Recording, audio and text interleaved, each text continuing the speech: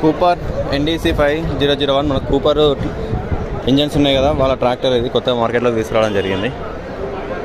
5001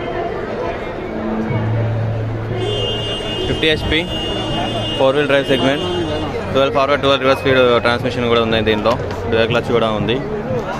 but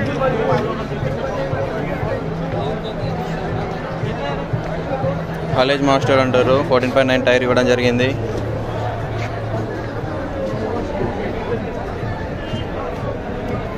tyre saver అంట, కొత్త youth tractor tyre saver అయింది.